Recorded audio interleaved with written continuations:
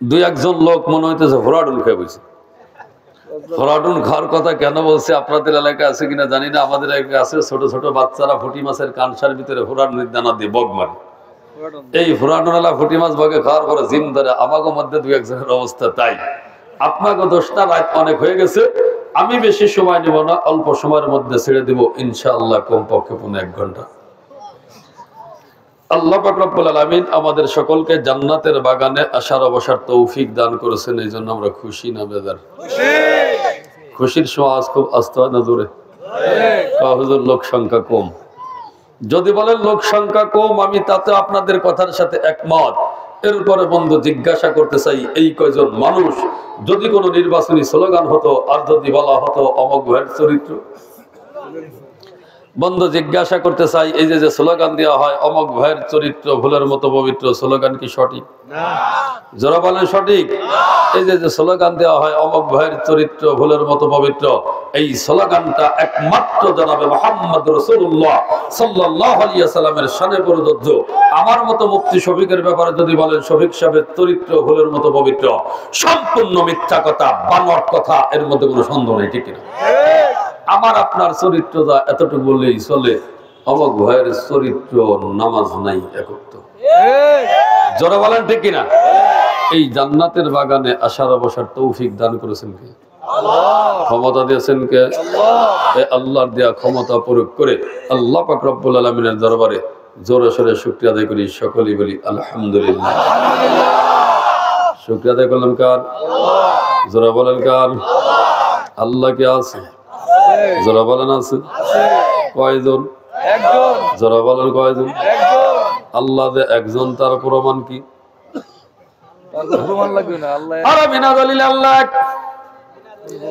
আল্লাহ যে আছে, দলিল যে তালাশ করে তার জন্য 1 নাম্বার চূড়ান্ত পর্দার দলিল হলো বগুড়ের বাড়ি। বিনা দলিলে আমার আল্লাহ এক। এরপরে আল্লাহ আছে, হাজার হাজার প্রমাণ আছে কি নাই? জোরে বলেন আছে কি নাই?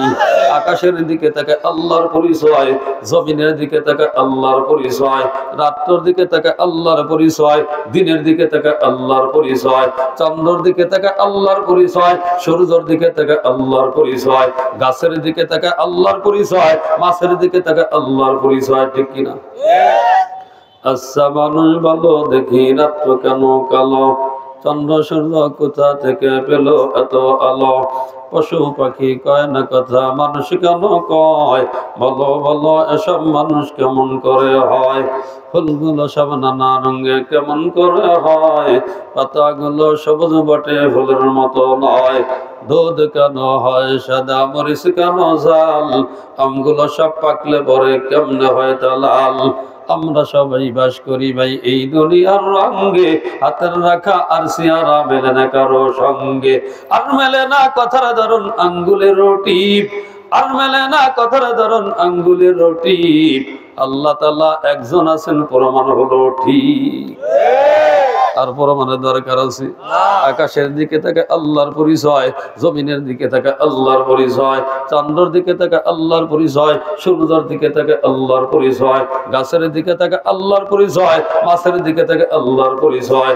আর সে আদিমের মালিক আল্লাহ বলেন, ও দুনিয়ার মানুষ, আমি আল্লাহ পাক রব্বুল আলামিনকে খোঁজ করার জন্য 7টা ভাগ আসমান জমিন ভ্রমণ করা লাগবে না, চন্দ্র ভ্রমণ করা লাগবে না, সূর্য ভ্রমণ করা লাগবে না। বান্দা, তোমার 3.5 হাত বডির মধ্যে একটু গবেষণা করে দেখো, আমি আল্লাহ তোমার 3.5 হাত বডির মধ্যে বিদ্যমান। এই জান্নাতের বাগানে আসার অবসর তৌফিক দান করেছেন কে? আল্লাহ। আল্লাহ পাক রব্বুল আলামিন আমাকে আপনাকে আশরাফুল মাখলুকাত, শ্রেষ্ঠ মাখলুকাত, সৃষ্টির শ্রেষ্ঠ জাতি হিসাবে ঘোষণা করেছেন। প্রত্যেকটা মানুষ ধনী হোক গরিব হোক, রাষ্ট্রপ্রধান হোক রাস্তার ফকির হোক, মুফাসসিরিন কিরাম কিতাবের মধ্যে লেখেন প্রত্যেকটা ব্যক্তির 5টা জগৎ অতিক্রম করা লাগবে। কয়টা? যারা বলেন কয়টা? 5টা। 1 নাম্বার জগতের নাম আলমে আরওয়াহ, যেটাকে রূহের জগৎ বলা হয়। 2 নাম্বার জগতের নাম আলমে আরহাম, মায়ের পেটে আমি আপনি যেই কয়দিন ছিলাম এটা একটা জগৎ। 3 নাম্বার জগতের নাম আলমে দুনিয়া, যেই জগতে আমি আপনি এখন আছি। 4 নাম্বার জগতের নাম আলমে বারজাক। আলমে বারজাক বলা হয় আমার আপনার ইন্তেকালের পরে লাশটা কবরে রাখার সময় থেকে কিয়ামত অনুষ্ঠিত হওয়া পর্যন্ত যেই সময়, এই সময়টাকে বলা হয় আলমে বারজাক। 5 নাম্বার জগতের নাম আলমে আখিরাত। 5 নাম্বার জগতের নাম আলমে আখিরাত। তাহলে জগৎ কয়লাম কয়টা? 5টা। 1 নাম্বার জগৎ আলমে আরওয়াহ, রূহের জগৎ, শুরু আছে, জোরে বলেন, শেষ নেই? শুরু আছে, শেষও আছে। 2 নাম্বার আলমে আরহাম, শুরু আছে, শেষ আছে। 3 নাম্বার আলমে দুনিয়া, শুরু আছে, 4 নাম্বার আলমে বারজাক, শুরু আছে, শেষ আছে, শুরু আছে। 5 নাম্বার আলমে আখিরাত, শুরু আছে, জোরে বলেন। মুফাসসিরিন কিতাবের মধ্যে লেখেন প্রত্যেকটা মানুষের 5টা জগৎ অতিক্রম করা লাগবে। 4টে জগতের শুরু আছে, শেষ আছে, শুধুমাত্র একটা জগতের শুরু আছে, শেষ নাই। তাফসীরের মধ্যে মুফাসসিরিন কিরাম লেখেন আসমান আর জমিনের মাঝখানে যতটুকু ফাঁকা জায়গা আছে, এই ফাঁকা জায়গাটুকু যদি সরিষা দানা দিয়ে ভর্তি করে দেওয়া হয়, আসমান আর জমিনের মাঝখানে যতটুকু ফাঁকা জায়গা আছে সরিষা দানা দিয়ে পরিপূর্ণ করতে কমপক্ষে 8-10 মণ সরিষা তো লাগবে, বেশি। এত পরিমাণ সরিষা লাগবে, ক্যালকুলেটরে জিজ্ঞাসা উত্তর দিতে ব্যর্থ হয়ে যাবে, বিবেককে প্রশ্ন করে উত্তর দিতে ব্যর্থ হয়ে যাবে। মুফাসসিরিন কিরাম লেখেন আসমান আর জমিনের মাঝখানে যতটুকু ফাঁকা জায়গা আছে সরিষা দানা দিয়ে যদি ভর্তি করে দেওয়া হয়, একটা পাখি যদি 1000 বছর পরে একটা সরিষা দানা খেয়ে যায়, আর 1000 বছর পরে যদি আর একটা দানা খেয়ে যায়, আর 1000 বছর পরে যদি আর একটা দানা খেয়ে যায়, 1000 বছর পর পর পাখি একটা দানা খেয়ে যাবে। খেতে খেতে একদিন সরিষা দানা শেষ হয়ে যাবে, কিন্তু আলমে আখিরাতের শুরু হবে, এই জিন্দেগির আর কোনোদিন শেষ হবে না। মুসলমান, দুনিয়াটা আমি আপনি সহজে বুঝি, আমিও বুঝি, আপনিও বোঝেন। একটা উদাহরণ দিলে বুঝবেন।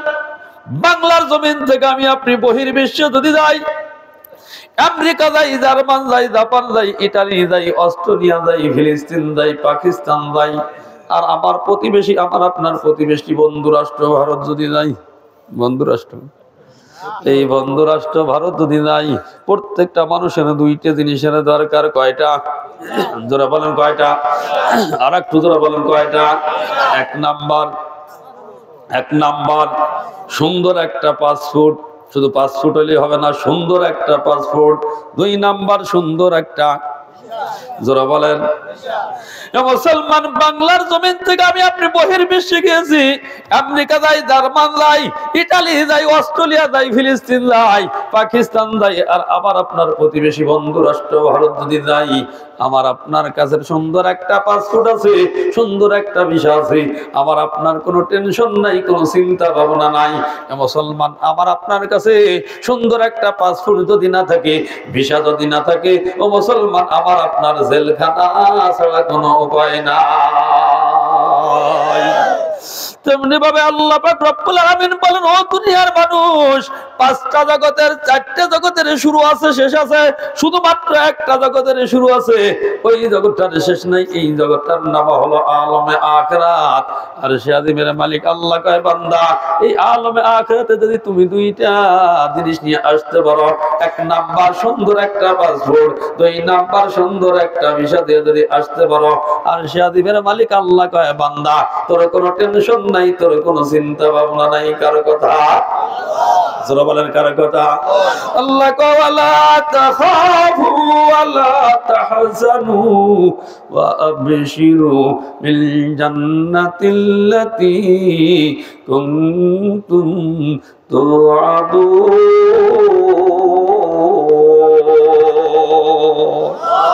আল্লাহ কয়, দুনিয়ার মানুষ, আলমে আখিরাতে যে জগতের শুরু আছে, শেষ নাই, এই জগতে বান্দা যদি 2টা জিনিস নিয়ে উপস্থিত হইতে পারো, 1 নাম্বার সুন্দর একটা পাসপোর্ট, 2 নাম্বার সুন্দর একটা ভিসা, 1 নাম্বার সুন্দর একটা পাসপোর্ট। এই আলমে আখিরাতে সুন্দর একটা পাসপোর্ট লাগবে। এই পাসপোর্টটার নাম কি? জোরে বলেন, আর একটু জোরে বলেন, আর এক নাম্বার সুন্দর একটা পাসপোর্ট লাগবে, ওই পাসপোর্টটার নাম হলো ঈমান। ঈমান নামক একটা পাসপোর্ট লাগবে। 2 নাম্বার আমল নামক একটা ভিসা লাগবে। 1 নাম্বার ঈমান নামক সুন্দর একটা পাসপোর্ট লাগবে, 2 নাম্বার আমল নামক সুন্দর একটা ভিসা লাগবে। এই 2টা জিনিস নিয়ে যদি আমি আপনি আলমে আখিরাতে উপস্থিত হইতে পারি, আর শাদিমের মালিক আল্লাহ কয় বান্দা তোর কোনো টেনশন নাই, তোর কোনো চিন্তা ভাবনা নাই, আমি আল্লাহ তোর জন্য শ্রেষ্ঠ জান্নাত, শ্রেষ্ঠ জান্নাতের মালিক আমি আল্লাহ তোকে বানাই দিব। মুসলমান আলমে আখিরাতে সুন্দর একটা পাসপোর্ট ঈমান নামক পাসপোর্টের দরকার আছে কি নাই? জোরে বলেন আছে কি নাই? মুসলমান এই মুহূর্তে আমি আপনি জান্নাতের বাগানে বসা লা ইলাহা ইল্লাল্লাহ পড়ে মুসলমান হয়ে গেছি, আমি আপনি পাক্কা মুমিন বলে দাবি করি, পাক্কা মুসলমান বলে দাবি করি। আমার আপনার দাবির সাথে আর কাজের সাথে মিল নাই। মুসলমান কেন মিল নাই? হিসাব না মিলাই দেখেন, যে ঈমান আমাকে আপনাকে লা ইলাহা ইল্লাল্লাহ পড়ার পরে যে ঈমান আমাকে আপনাকে আদানা হলে আল্লাহর ঘর পবিত্র মসজিদে নিতে পারে না, ওই ঈমান আমাকে আপনাকে আল্লাহর জান্নাতে নিতে পারে না। যে ঈমান আমাকে আপনাকে সুদের থেকে ফিরাইতে পারে না, ওই ঈমান আমাকে আপনাকে আল্লাহর জান্নাতে নিতে পারে না। যে ঈমান আমাকে আপনাকে ঘুষের থেকে ফিরাইতে পারে না, ওই ঈমান আমাকে আপনাকে আল্লাহর জান্নাতে নিতে পারে না। যে ঈমান আমাকে আপনাকে দুধের মধ্যে ভেজাল দেওয়া থেকে ফিরাইতে পারে না, ওই ঈমান আমাকে আপনাকে আল্লাহর জান্নাতে নিতে পারে না। ও যুবক, যে ঈমান আমাকে আপনাকে পিতামাতার খেদমত করাইতে পারে না, ওই ঈমান আমাকে আপনাকে আল্লাহর জান্নাতে নিতে পারে না। যে ঈমান আমাকে আপনাকে যুবক যৌতুক থেকে ফিরাইতে পারে না, ওই ঈমান আমাকে আপনাকে আল্লাহর জান্নাতে নিতে পারে না। যে ঈমান আমাকে আপনাকে মাঠে গিয়ে আইল ঠেলা আইল কাটা থেকে ফিরাইতে পারে না, ওই ঈমান আমাকে আপনাকে আল্লাহর জান্নাতে নিতে পারে না। যে ঈমান আমাকে আপনাকে জুলুম করা থেকে ফিরাইতে পারে না, পরের হক নষ্ট করা থেকে ফিরাইতে পারে না, আল্লাহর কসম দিয়ে বলতে পারি ওই ঈমান আমাকে আপনাকে আল্লাহর জান্নাতে নিতে পারে না। ঠিক কিনা?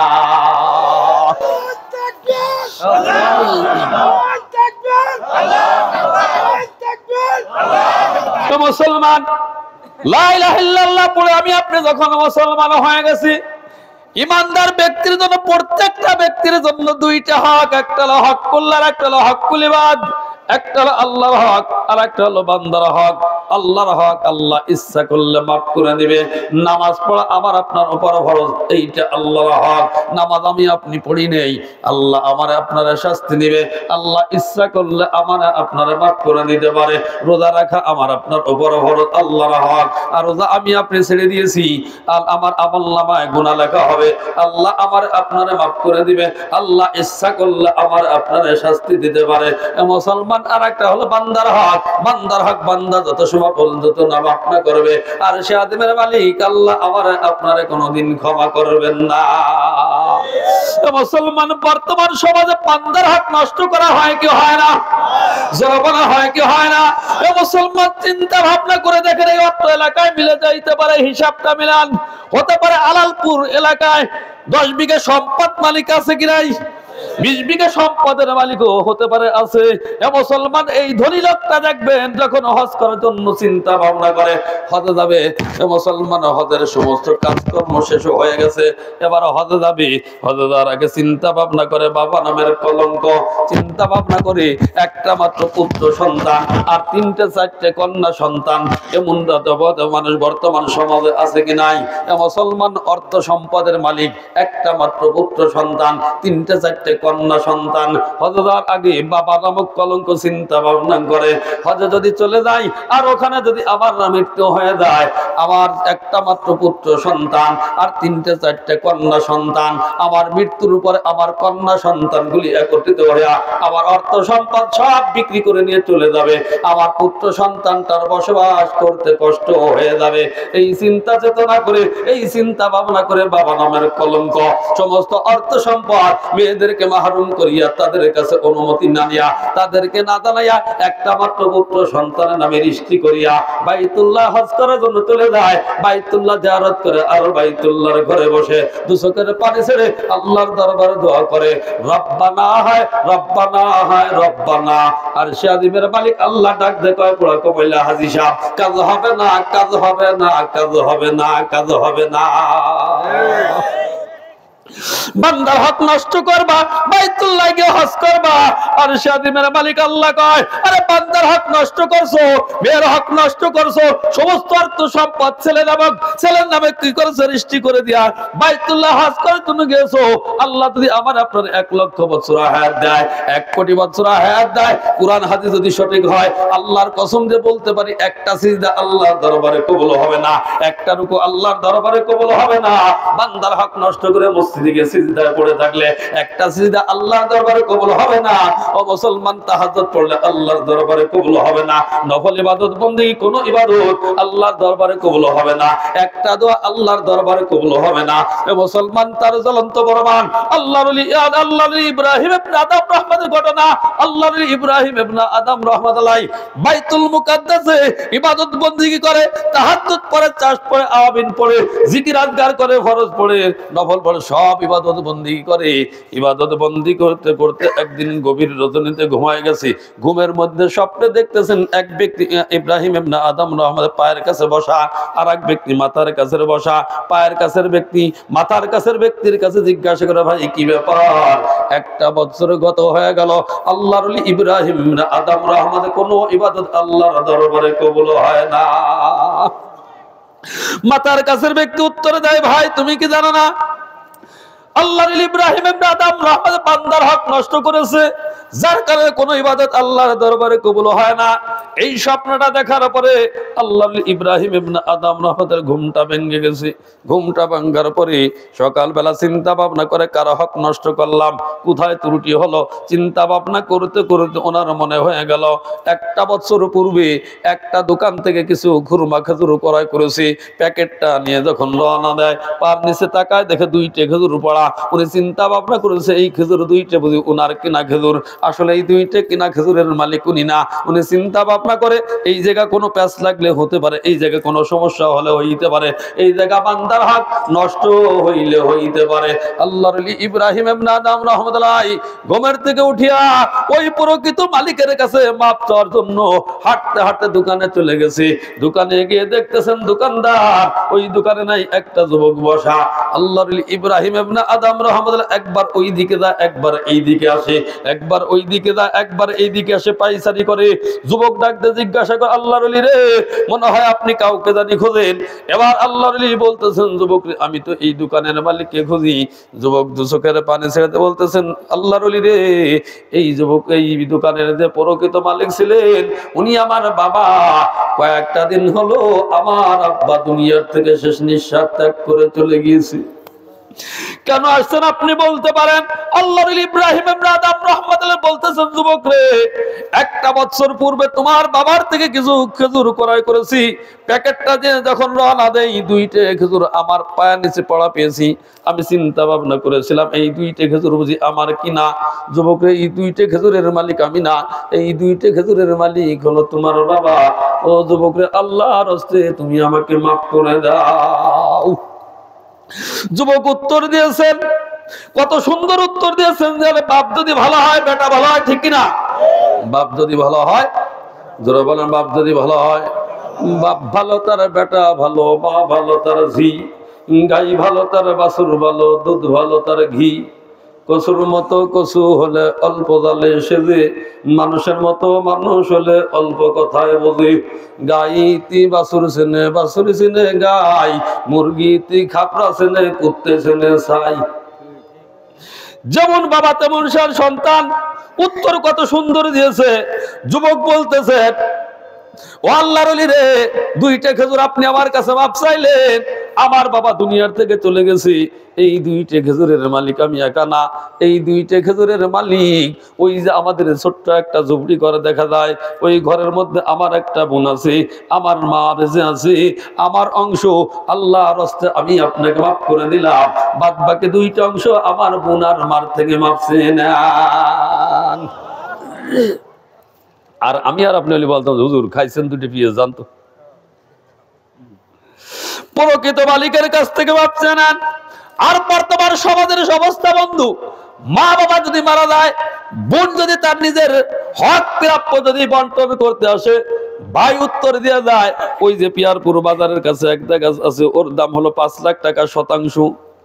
কয় ওই দাগ পাবা না, এই দাগ দিব না, তুমি চলে যাও আলালপুর দ্বীপের মধ্যে, যে জায়গা বছরে একবার ফসল হয়, যার দাম 10,000 টাকা শতাংশ, ওই দাগ হলো উনার। 5 লাখ টাকা শতাংশ, ওই দাগ হলো উনার। কি জবাব দিবার যুবক? গুণের হক নষ্ট করবা, ইবাদত বন্দেগী করবা, সিজদায় মসজিদে পড়ে থাকবা, কোন ইবাদত আল্লাহর দরবারে কবুল হবে না। ও মুসলমান, ক্ষমতা আছে, ক্ষমতার দাপট দেখাও। ক্ষমতা বান্দার চিরস্থায়ী না, ক্ষমতা বান্দার চিরস্থায়ী না। ক্ষমতা কারো বাপদা থেকে পৈতৃক সত্য না। আমার যেই আল্লাহ পাক রব্বুল আলামিন ইজ্জত দিতে পারে, আমার আল্লাহ আবার বেইজ্জতি করতে পারে। জোরে বলেন, পারে কি পারে না? ক্ষমতার দাপট চিরস্থায়ী না। পৃথিবীর ইতিহাস ঘাটেন, কোথায় চলে গেল? কারণ চলে গেল, হামান চলে গেল, নমরুদ চলে গেল, আবু লাহাব চলে গেল, আবু তালেব চলে গেল, উতবা চলে গেল, সাইবা চলে গেল।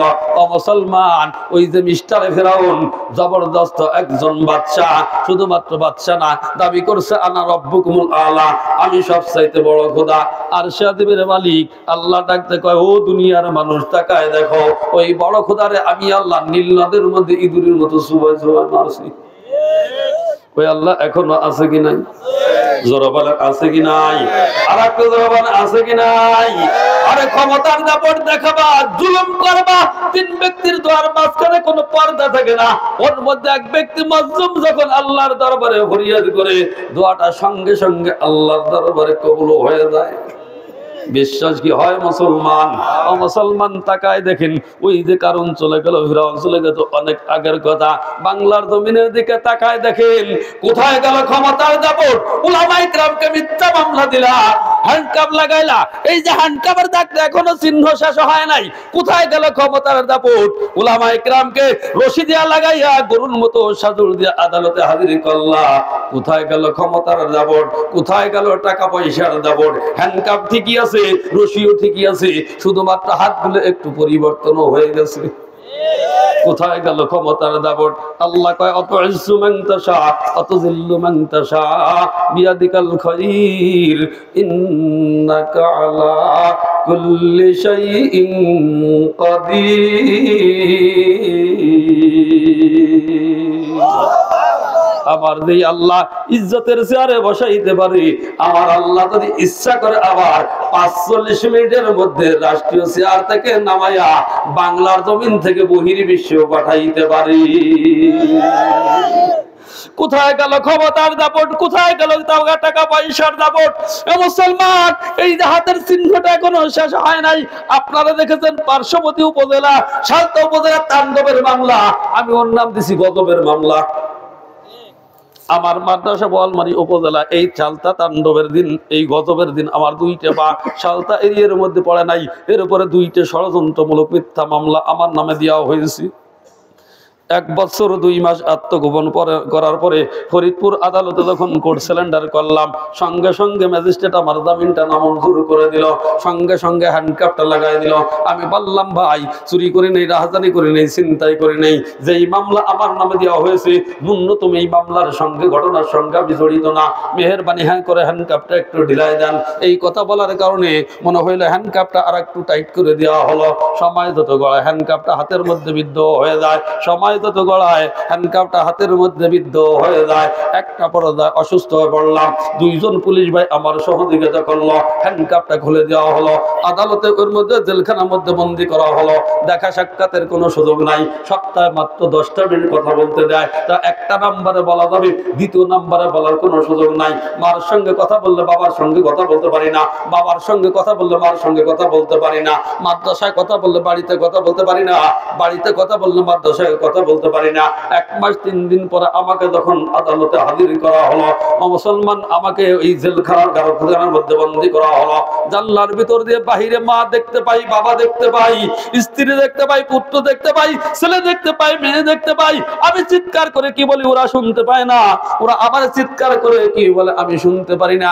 1000 টাকা চুক্তি করে জানলার কাছে গেলাম, মাত্র আদাত বিকাত পরিমাণ ফাঁকা, আদাত বিকাত পরিমাণ ফাঁকা, জানলার বাহিরে আর ভিতরে করে বাহিরে আমার মা কান্দে, বাবা কান্দে, স্ত্রী কান্দে, পুত্র কান্দে, ভাই কান্দে, বোন কান্দে, আমিও চিৎকার করে কান্দি। মুসলমান, ওরা আমার কোনো উপকার করতে পারে না, আমি ওদের কোনো উপকার করতে পারি না। আমার 3টে সন্তান, 2টে ছেলে, একটা কন্যা সন্তান। কন্যা সন্তানটা আমার মাত্র 7.5 বছর বয়স। জানলার ভিতর দিয়ে হাতটা জড়ায় ধরে বলে, বাবা তুমি না বললা মাত্র 1 সপ্তাহ থাকবা, অনেকদিন হয়ে গেল, কেন বাড়িতে যাও না? ও বাবা কবে বাড়িতে যাবা বলো, ও বাবা কবে বাড়িতে যাবা বলো, কারা তোমার আটকাইলো? বাবা কেন কথা বলো না? মুসলমান, আমার অবশ্যই তার কোনো উত্তর দিতে পারি না। অনেক কষ্ট করে চোখের পানি নিবারণ করে বললাম, মা আল্লাহর কাছে ফরিয়াদ করো, আল্লাহ যেদিন যেমন মঞ্জুর করবে ওই দিন এখান থেকে বের হইতে পারবো। পরে 1টা সেকেন্ড আগে এখান থেকে বের হওয়ার মতো ক্ষমতা আমার নাই। ও মুসলমান, আমার অবসন্তান অত বোঝে না, হাতটা ধরা ধরছে আর ছাড়ে না। এবার বাইনা ধরলো, আব্বা অনেকদিন খাবারটা কিনে দাও না, কোলে তুলে নাও না, এই মুহূর্তে আমি তোমার কোলে উঠবো। ও মুসলমান, 500 টাকা চুক্তি করে আমার সন্তানটাকে আমি গারদখানার মধ্যে 5টা মিনিটের জন্য কোলে তুলে নিলাম। পুলিশ ভাইয়েরা আমাকে 5টা মিনিট পূর্ণ হতে দিল না। 4 মিনিট কয়েক সেকেন্ড হওয়ার সঙ্গে সঙ্গে আমার কলিজার টুকরা সন্তানটাকে আমার বুকের থেকে কেড়ে নিয়ে চলে গেল। আমার সন্তানটা চিৎকার করে কাঁদতেছিল আর বলতেছিল, বাবা তুমি যতদিন থাকবা আমি তোমার কাছে থাকবো, তোমাকে রেখে আর আমি যাব না। ও মুসলমান, আমার ইচ্ছা থাকা সত্ত্বেও আমার সন্তানটাকে আমার কাছে রাখতে পারলাম না। তাই ওই দিন চিন্তা ভাবনা করলাম, ওরা দুনিয়ার জেলখানা যদি এত কঠিন হয়, আখিরাতের জেলখানাটা কত কঠিন হবে। দুনিয়ার জেলখানা যদি এত কঠিন হয়, আখিরাতের জেলখানাটা কত কঠিন হবে। আর দুনিয়ার জেলখানা তো দুনিয়ার জেলখানা তো 1000 টাকা দিলে আল্লাহর কাছে যাওয়া যায়, 500 টাকা গেলে সন্তান কোলে নিয়ে যায়। আখিরাতের জেলখানা এত কঠিন হবে, যেই দিন পিতা পুত্রের কোনো কাজে আসবে না, মা সন্তানের কোনো কাজে আসবে না। ওই দিন ঈমান আর আমল না থাকলে বন্ধু আমার আপনার কোনো উপায় কিন্তু থাকবে না। মুসলমান, এই জন্য মৃত্যুর পরে সর্বপ্রথম ঘাঁটি হলো কবর। এই কবরটা হবে আমার ঈমান আর আমল নিয়ে যদি কবরে যাইতে পারি, এই কবরটা হবে আমার জন্য জান্নাতের টুকরা। মৃত্যুর পরে সর্বপ্রথম ঘাঁটি হলো কবর। এই কবরে গেলে পেয়ে যাবো আমি আপনি জান্নাত এবং জাহান্নামের খবর। কবরটা হবে কারো জন্য জান্নাতের টুকরা, কারো হবে জাহান্নামের টুকরা। ঈমান আর আমল নিয়ে যদি কবরে যাইতে না পারি, কবরটা হবে আমার আপনার জন্য জাহান্নামের টুকরা, ঠিক কিনা? এ মুসলমান, এই জন্য এই দুনিয়াটা আমার আপনার থাকার জায়গা না। চিন্তা ভাবনা করে দেখেন, এই পাশেই হয়তো গোরস্থান, অনেক মানুষ অত্র এলাকার এই গোরস্থানে শুয়ে আছে। মা চলে গেল, বাবা চলে গেল, ও মুসলমান দাদা চলে গেল, নানা চলে গেল। আজকে যারা জানাজার নামাজ পড়লা, ও আমার আপনারা মেসেজ দিয়ে গেল, ও আব্দুর রহমান, আব্দুল করিম, আজকে আমার জানাজার নামাজটা পড়লা, কালকে তোমার জানাজার নামাজটা অনুষ্ঠিত হইতে পারে কি পারে না? জোরে বলেন, পারে কি পারে না? এ মুসলমান, যত সময় পর্যন্ত আমার আপনার মধ্যে রুহটা আছে, এ মুসলমান, অত সময় পর্যন্ত আমার আপনার নামটা হলো মানুষ। রুহটা যখন বের হয়ে যাবে, আমার আপনার নামটা হবে কি? জোরে বলেন। মুহূর্তের মধ্যে আমার আপনার নামটা লাশে পরিণত হতে পারে কি পারে না? জোরে বলেন, পারে কি পারে না? চোখের পলকে তুমি হতে পারো লাশ, চিরতরে বন্ধ হবে তোমার নিঃশ্বাস। হবে এলান তোমারই নাম, হবে এলান তোমারই নাম মসজিদের মাইকে। বাড়িওয়ালা নাই রে বাড়ি, নাই রে দুনিয়াতে, বাড়িওয়ালা নাই রে বাড়ি, নাই রে দুনিয়াতে। তোমার ভয়ে থাকতো মানুষ ছিল বাহাদুরি, ভাবনি হাওয়ায় ওড়া তুমি যে রঙিন ঘুড়ি।